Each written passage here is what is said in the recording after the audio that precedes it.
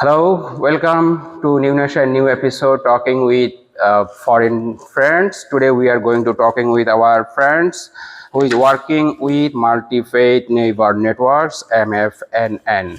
Hello, Rob. How are Hey, you? doing good. How are you? Me also. Me good. Rob, we were working with multi-faith neighbor networks. Briefly, uh, just say something about MNF. MFNN exists to help people of faith build bridges to one another. And the idea is once you know one another, once you know someone, uh, you're going to be in a relationship with them. It builds trust. It gives you someone that you can talk to and ask questions of a different faith. And we want to see communities flourish. And we believe faith is a big part of that. Some people view faith as creating a lot of problems, but the reality is it also brings a lot of good. And we want to be able to build bridges so that there's human flourishing. Well, Pastor, actually, I want to say something about how has MFNN evolved over the years, and what major milestone have you achieved globally? So, over the years, we've grown. We're now in 20 cities in the United States, Yeah. 15 countries from around the world.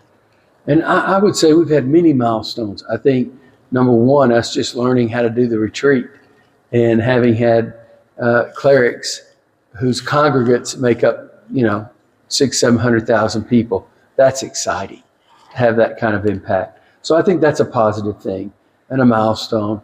I also think another milestone is the way we've gone into multiple countries at once.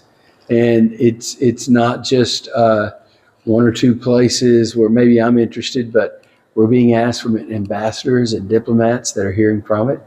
So pretty excited about that as we move forward. Well, Pastor, you have already completed maybe one or two sessions in Bangladesh, and how was it? And what is the experience you have gathered from this session? Well, Bengali people are some of the warmest people I've ever met in my life. Yeah. And I was here once ago, about 5 years ago, and I experienced that then, and I'm experiencing it now. So, and my impression is that people are committed to working together. Yeah. They don't want to see the community fall apart. They don't want to see violence or things that are harmful to the broader society. They really want to do what's right. So I'm excited to be here. Yeah, Pastor Devna, there is a tradition in Bengali culture and Bengali society. They have maintained a thousands year history to cultural harmony and respect to each other. Do you think it's now exist in Bangladesh? And do you get from when you talk with the people in the session? Did you get this type of any symptom or others? The people I talked to, I felt very good about. Yeah, yeah. And I felt like they had a healthy grip on life and how they treated other people and so forth. But we can still be a good person and yet not know people of other faiths. And that's not good because they also are a part of our world and we can learn things. We can be in community with them. So I think it's something that we have to stay on top of and we have to keep working at.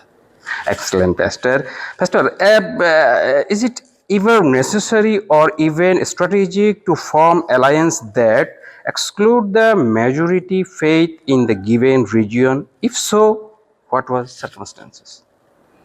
No, I don't think you should ever exclude any religion. Yeah. If you're going to have a conversation about religious freedom, religious literacy, working together collaboratively, the different religions, you need them all present because each one is going to bring something different to the field. So I would never exclude someone, especially the majority, because Yeah. those are the ones that are going to wind up ultimately protecting the minority. So I would want everyone present at the table. Pastor, did you get any kind of symptom or something others? Did you get noticed from this session or when you talk to Bangladesh? There is any dominant behavior from Bengali majority to minority? Did you get anything? I haven't. I haven't. Yeah. And to be candid with you, I've not yet gone down that path. My role today has been to teach and to facilitate, the discussion. But they seem to get along pretty good from what I can see. Yeah, this Pastor, how do you address concern from majority faith communities that might feel left out or perceive minority alliance as divisive? I think you have to constantly work at that because, I have a majority faith in America. Yeah. But I don't always realize, we overlook people, we don't recognize them. Sometimes we ignore them because we view them as not significant people who impact the society. I think that's the worst thing of all, to ignore someone. And so I think it's critical that we do all that we can in order to build those bridges so that they're there, and also so that the majority can protect the minority. I think that matters a tremendous amount. Well, Pastor, do you think majorities concern or majorities beliefs dominate the politics to stress or pressurize the minority in any community? Yeah, they do, and that's part of that's natural. Yeah. But what you have to do is you have to remember, well, there's more than just me here, and one day that demographic may be bigger. I want to treat them right because I want to be treated right. But I also think, as a Christian, we ought to treat people right because Jesus asked us to, and because everybody matters to him. Yes. So, I think we should do what we do because it does help us. At the same time, it's what Jesus asked us to do. But how can a majority can make the society inclusive with all beliefs, people, the whole community in the society who exist, that religion, that country? I would say make sure that they're on, the different committees in the city. Make sure that they're represented. You have to look at it. A lot of times a minority is not going to come up to you and say, I feel like I'm left out. That would embarrass them to say. But you need to look around every time you have an event.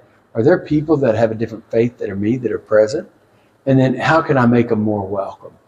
So I think it's something that we have to be alert to on our own, because a minority is not going to say, I feel left out.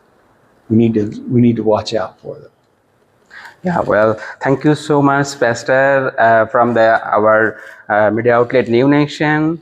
You are too much. We are giving you heartiest thanks from our